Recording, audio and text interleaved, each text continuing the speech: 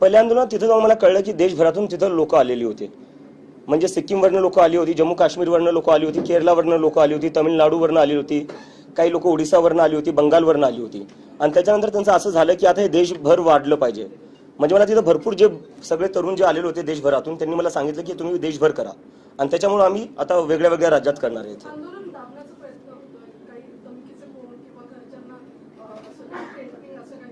म्हणजे हे तर चालूच आहे, माझ्या घरच्यांना धमक्या भेटताच आहेत, ते चालूच आहे. आणि मला आता सोशल मीडियावर आताच म्हणजे इथे येण्याआधी मला म्हणले तू ये प्रेस कॉन्फरन्सला, आम्ही कॉक्रोच मारण्यासाठी हिट घेऊन ठेवलेला आहे. तर अशा प्रकारच्या धमक्या चालूच आहेत. आता म्हणजे मला कळत नाही की अजून सरकारला कशाची वाट बघते. स्टुडंट्स आत्महत्या करताय, 1 करोडपेक्षा जास्त स्टुडंट्सचं फ्युचर अफेक्टेड झालेलं आहे. अजून म्हणजे काय करावं लागणार आहे सिरियस व्हायला तुम्हाला? म्हणजे सिरियस कुठं ना कुठं व्हावंच लागणार आहे. घेत नाही, दॅट इज अब्सोल्युटली राईट.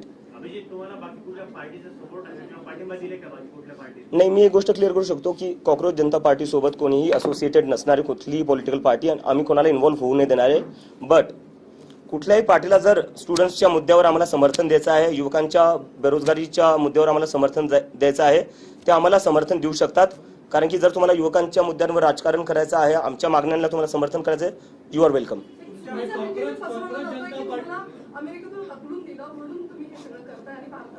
अमेरिकेतून मला हकलून दिलं असतं तर माझ्या हातात हातकडे असले असता बाबासाहेबांचं पुस्तक नाही.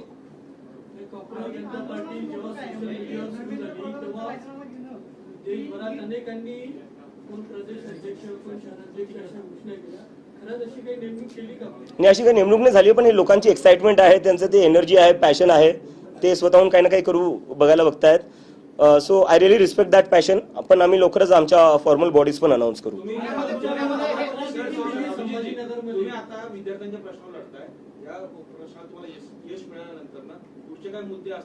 सर आधी हा प्रश्न सुटला तर आपण पुढच्या प्रश्नावर जाऊ.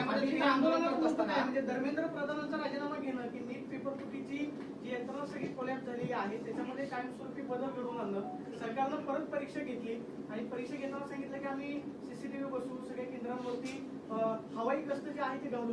नक्की बदल कशामध्ये होईल असं तुला वाटतं की धर्मेंद्र प्रधानांचा राजीनामा घेऊन हा प्रश्न सुटणार आहे? मला असं म्हणायचं बघा, आपण म्हणजे सगळे असं विचार करतोय की एका राजीनाम्याने सिस्टम बदलणार नाही. ठीक आहे, मलाही मान्य आहे. पण मला असं वाटतं जर राजीनामा तुम्ही घेत नाहीये याचा अर्थ तुम्ही तुमची चूक मानत नाहीये. जोपर्यंत तुम्ही चूक मानणार नाही तोपर्यंत गोष्टी तुम्ही ठीक कसं करणार? काही खराब झालंय ते आपल्याला आधी ऍडमिट तर करावं लागेल ना, एक्सेप्ट तर करावं लागेल काही खराब होतंय. जर आपण एक्सेप्टच करायला तयार नाही की सिस्टम खराब आहे, जर आपण रिस्पॉन्सिबिलिटीज घ्यायला तयार नाही की सिस्टम खराब आहे, तर सिस्टम मग ठीक कसं करणार? राजीनामा is the first step towards that. तुमच्या आंदोलनावर असा आरोप होतोय की नॉन ऑर्गॅनिक आहे आणि त्याची तुलना कुठेतरी अण्णा हजारेंच्या आंदोलनाशी होते, तर त्यावर तुमची काय प्रतिक्रिया आहे? दिल्लीत मी अमेरिकेवरनं आलो, मी तसा स्टेजवर गेलो.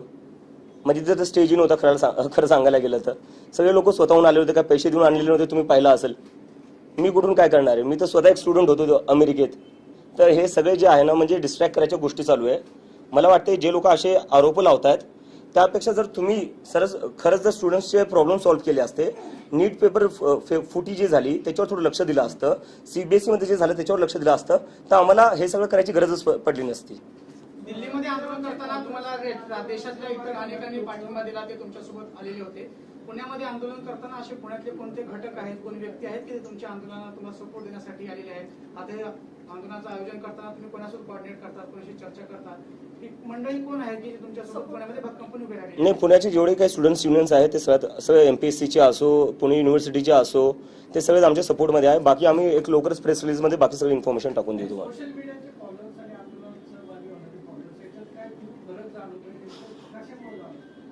सर नाही, पहिले जेव्हा हे सुरू झालं होतं 15 मेला सुरू झालं होतं कॉक्रोच जनता पार्टी, तेव्हा भरपूर लोक बोलत होते की हे सोशल मीडिया पुरतंच राहणार आहे, जमिनीवर कोणी येणार नाही. आपण 6 जूनला पाहिलं जमिनीवर काय झालं, पूर्ण जंतर मंतर भरलेलं होतं. तर याच्यात कोणी मिसअंडरस्टँडिंगमध्ये राहू नये की हे आंदोलन जमिनीवर चालणार नाही. मला वाटते 6 तारखेला तरुणांनी दाखवून दिलं. आणि आता सगळ्यांच्या माध्यमातून तुमच्या सगळ्यांच्या माध्यमातून मला सगळे जेवढे पेरेंट्स आहे, आई वडील आहेत, त्यांना अपील करायची आहे. मला माहिती तुम्हाला भीती वाटत असेल जेव्हा तुम्ही तुमचे लेकरं राजकारणावर काय बोलत असेल किंवा सरकारला जॉब विचारत असतील. माझ्या आईला भीती वाटती. माझी आई तर म्हणजे मी यूएसला जेव्हा 2 वर्ष आधी गेलो होतो तेवढी रडली नव्हती जेवढी मी वापस येताना रडली. आणि ती मला म्हणते तू वापस येऊ नको. हे तुला अटक करतील किंवा दुसरं काही करेल, तुझ्यावर हल्ला होईल. पण मी तुला म्हणलं यावं लागेल, कोणाला ना कोणातरी बोलावं लागेल. तर माझे जेवढे आईवडील हे बघताय त्यांना सांगतोय, तुमच्या लेकरांना बोलण्यापासून थांबू नका. जोपर्यंत मी एकटा बोलत राहील तोपर्यंत असू शकतं हे मला एकट्याला आवाज दाबायचा प्रयत्न करतील. पण जेव्हा लाखो करोडो स्टुडंट्स सोबत बोलतील ना, तेव्हा यांची हिंमत होणार नाही कोणाचा आवाज दाबायला. आणि जेलमध्ये जर कोणाला टाकायचं तर मी जेलमध्ये जायला तयार आहे. तुमच्या लेकरांना जेलमध्ये जाऊ नाही देणार, मी त्याची जबाबदारी घेईल. पण तुमच्या लेकरांना तुम्ही बोलण्यापासून थांबू नका. नाही, आता इथंच सर, बॅक फॉर गुड. उद्या हजारोमध्ये परत होईल. मला तर वाटतं जंतर मंतर पेक्षा मोठा होऊ शकतो.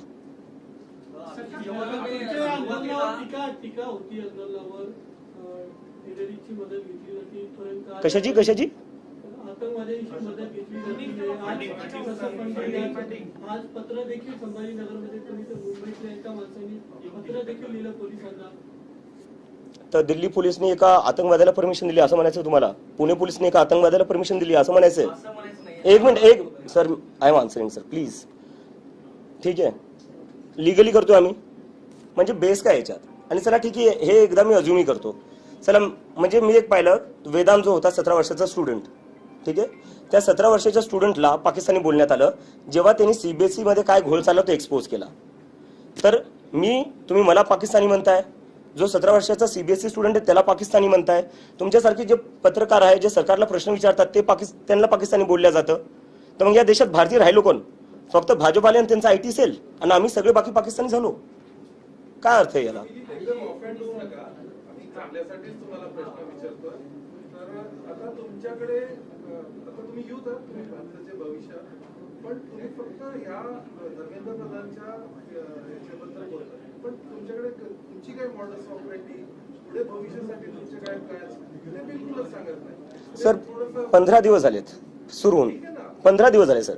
युथनी भारताला हेच मिळवून दिलं, इंडिपेंडन्स. किती वर्ष लागले होते सर? ते वर्षाचं नाही, त्यांनी ते लढले म्हणून भेटले. हो, पण किती वर्ष? ठीक आहे ना, आम्हाला 15 दिवस झाले सुरू होऊन. तुम्ही मध्ये की आता तुम्ही इकडे थांबणार जाणार नाही. येस. तुम्ही अमेरिकेत नेमकं कशासाठी होता? नोकरी होती, शिक्षण होतं, ते नाही. संपलं का? येस. त्यानंतर आता भारतात येऊन परत कायमस्वरूपी राहणार, तर काय प्लॅन आहे तुमचा? माझं मास्टर्स चालू होतं, मी मास्टर्ससाठी गेलो होतो आणि आता मी जॉबसाठीच अप्लाय करत होतो. हे 15 दिवसाआधी माझं म्हणजे हे होतं की अमेरिकेत मी बेटर ऑपॉर्च्युनिटीसाठी गेलो होतो, तिथं सेटल व्हायचं होतं आणि जॉब्सचं अप्लाय पण करत होतो. आणि जेव्हा हे सगळं झालं, थोडं माझं आर्टिकल्स आले इंटरनॅशनल मीडियामध्ये पण, त्यानंतर मला जॉब्सच्या ऑफर पण भेटल्या. पण बरेचसे कॉक्रोच जनता पार्टीचे कॉक्रोचेस होते, ते सारखे म्हणत होते आपल्याला हे आंदोलन पुढे घेऊन जायचं आहे, आता आपल्याला हे सोशल मीडियापुरतं लिमिटेड नाही ठेवायचं आहे. त्यामुळं मग मी कुठं ना कुठं मला एक रिस्पॉन्सिबिलिटी होती माझ्यावर, मी सुरू केलेलं, त्यामुळं की मला कुठं ना कुठे देशात वापस यावं लागेल. आणि त्यामुळे मी आता इथं आलोय. कॉक्रोच जनता पार्टीची आता राजकीय स्थापना झाली का? काय झालं पुढे? काय नाही, ही एक मुव्हमेंट आहे सर, ही एक मुव्हमेंट आहे. आणि मी परत तुमच्या सगळ्यांना रिक्वेस्ट करतो, मी ऑफेंड नाही होते सर, मी रिक्वेस्ट करतो कारण की 15 दिवस झाले. 15 दिवसात तुम्ही कसं काय आमच्याकडून अपेक्षा करू शकता की आमच्याकडे सगळेच प्रश्नांची उत्तरं असू शकतात किंवा आमच्याकडे पूर्ण सिस्टम तयार असू शकतं? नाही, नक्की करू सर. पण दुसरा प्रश्न येस, अमेरिकेतून राहून आलेत आम्ही, अनेकदा बघतो की अमेरिकन असं बोलतात आपल्या देशाबद्दल, वेगवेगळे असे चर्चा होतात. खरंच अमेरिकन काय विचार करतात तो भारतीयांबद्दल? नाही, तसा तर म्हणजे नेमकं विचारायचं काय? चर्चा भारताबद्दल नाही, भारताबद्दल चर्चा होती कारण की जर अमेरिकेत बघायला गेलं, अमेरिकेची जी आयटी, खूप चांगला प्रश्न विचारला, याच्यावरून मला आठवलं. अमेरिकेची जी आयटी आहे, आयटी इंडस्ट्री, ते सगळे भारतीय चालवतात. सिलिकॉन व्हॅली जी आहे तिथं सगळ्या मोठ्या पोझिशन्सवर सगळे भारतीय आहेत. अमेरिकेत जर हायेस्ट पेईंग कम्युनिटी कोणती आहे ती भारतीय आहे. तर असं नाही की आपल्या देशात टॅलेंट नाही आहे, आपल्या देशात खूप टॅलेंट आहे. आपल्या देशात टॅलेंट इतकं आहे की युरोप असो का अमेरिका, तिथे सगळ्याचं हायेस्ट पेईंग जॉब्स जे आहे ते भारतीयला भेटतात. पण आपल्या देशात काय होत आहे? आपल्या देशात ती ऑपॉर्च्युनिटी आणि प्लॅटफॉर्म का नाही भेटत आहे जो बाहेर देशात भेटतोय? नीटचा पेपर जो फुटला त्याला जबाबदार कोण आहे? म्हणजे एनटीएचा संपर्क मराठवाड्यातल्या अनेक क्लासेस चालू झाला. पेपर होण्याच्या आधी 10 दिवस त्यांच्याकडे पेपर होता. एनटीए मधले जे तज्ञ असतात त्या तज्ञांनी ते प्रश्न जे आहेत ते क्लासेस पर्यंत पोहोचवलेले होते. हे नक्की गळती कशी झाली? म्हणजे सरकारचे फेल्युअर आहे की एनटीए मधलेच याच्यामध्ये दोषी आहेत, त्याच्यामुळे मग एनटीएचे कर्मचारी अधिकाऱ्यांवरती कारवाई करा? सरकारच्या आतल्या लोकांशिवाय कोणतीच गोष्ट लीक नाही होऊ शकत. आणि मला वाटतं त्यामुळेच एज्युकेशन मंत्रालयात थोड्या दिवसाआधी आग लागली होती. आता मला आता निघायचं, हिंदीमध्ये मी करतो.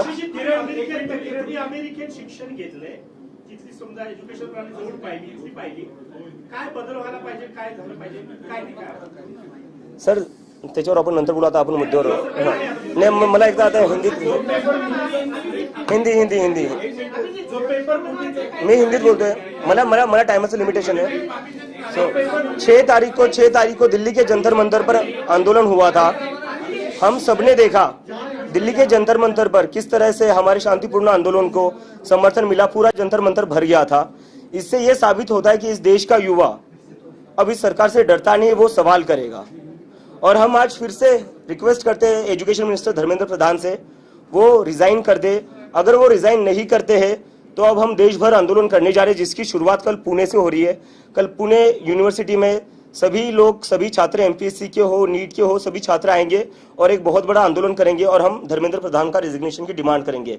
इसके बाद लखनऊ, अमृतसर, जयपुर, बेंगलोर जैसे जगह पर भी मैं खुद जाकर आंदोलन करूंगा और ये आंदोलन पूरी तरह शांतिपूर्ण होगा और डेमोक्रेटिक होगा.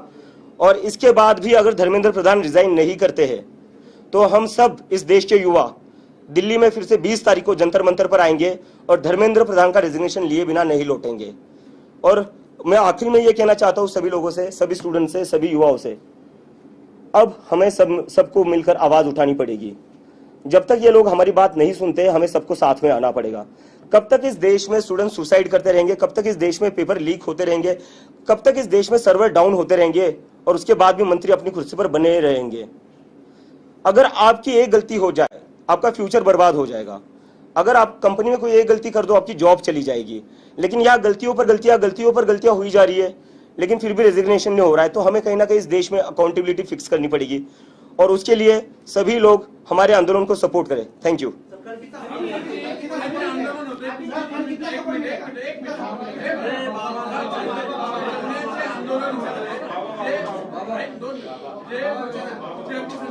मुलं आहेत, आम्हाला माहिती आहे, नेहमी संपर्कात असतात. ते कुठल्या तरी चळवळीशी संबंधित आहेत, कुठल्या तरी विद्यार्थी चळवळ असेल किंवा धार्मिक संघटना असेल किंवा राजकीय पक्ष असतील किंवा जातीय पक्ष.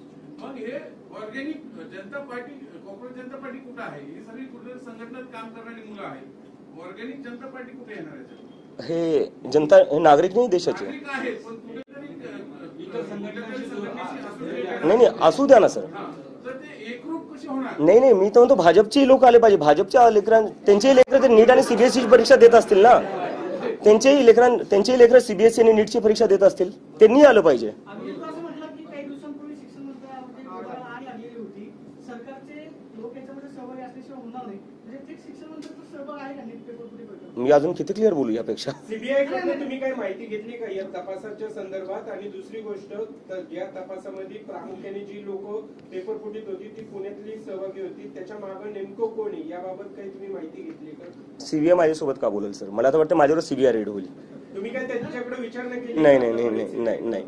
आग लागली.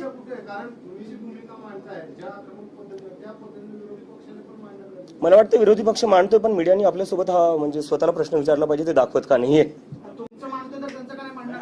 नाही. तुमचं मानतो तर त्यांचं काय मांडणार? असं काय बोलताय तुम्ही? Next question. Next question. तुम्ही असं काही पत्रव्यवहार वगैरे करत नाही, कम्युनिकेशन करत नाही, फक्त ग्राउंडवरती आंदोलन करताय, असं काही करणार आहे? मेल वगैरे कम्युनिकेशन करणार आहे त्यांच्याबरोबर? कारण तुमच्याकडून एक हात पुढे केल्याशिवाय त्यांच्याकडे कम्युनिकेशन होणार नाही. सर आंदोलन हा आमचा पहिला स्टेप आहे. ते आहे तुमचा तो अधिकार आहे, पण काही कम्युनिकेशन करणार आहे त्यांच्याबरोबर? सर मला वाटतं त्यांना बातम्या वाचतच असतील ते, बरोबर. एवढे म्हणजे हजारो तरुण जंतर मंतरवर येत आहेत तरी ते ऐकायला तयार नाही. तुम्हाला वाटतं ते माझ्या एका ईमेलवर राजीनामा देतील?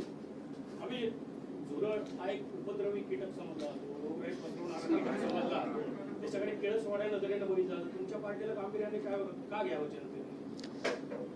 झुरळ कुठं असतात सर? हा, घाणीत, बरोबर. तर मग याचा अर्थ आपलं देशातलं सिस्टम जे आहे ते घाण झाले, त्याच्यामुळे झुरळ बाहेर येत आहेत. कुठं ना कुठं हा प्रश्न पण विचारला गेला पाहिजे. नेक्स्ट. देशाची सिस्टीम आताच खराब झाली का? हा, देशाची सिस्टीम आताच खराब झाली का? नाही आताच खराब नाही झाली आहे. आता ते ट्रिगर पॉइंट होता, ज्यांनी हे शब्द वापरले आपण त्यांना हा प्रश्न विचारावा. अभिजीत, सुप्रीम कोर्ट के फॉर्मर जज मार्कंडे काटजू ने सीजेपी समर्थकों को छोड़ने को बोला, तो बोला इसके करो पार्टी ज्वाइन करो.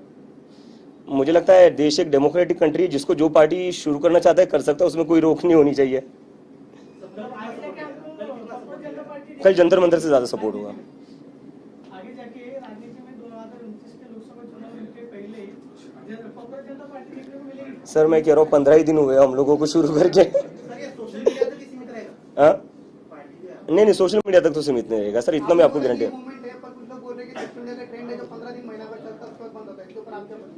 15 दिन हो गए, जंतर मंतर पर आ गए हम, ट्रेंड तो कहाँ रहा अब तो जमीन पर आ गए। पार्टी काढली त्यावेळेस वाटलं होतं का की एवढा मोठा रिस्पॉन्स? सर खरं सांगायला गेलं तर मी काहीच प्लॅन करून केलं नव्हतं। मी प्ले स्टेशन खेळत होतो जेव्हा मी ते ट्विट केलं होतं, आणि त्याच्यानंतर मी एकदमच पाहिलं की लोकांचा खूप सगळा प्रतिसाद आला, आणि त्याच्यानंतर मी पाहिलं की आता प्रतिसाद आलाय तर एखादं हँडल सुरू करून टाकतो ट्विटरवर किंवा इंस्टाग्रामवर।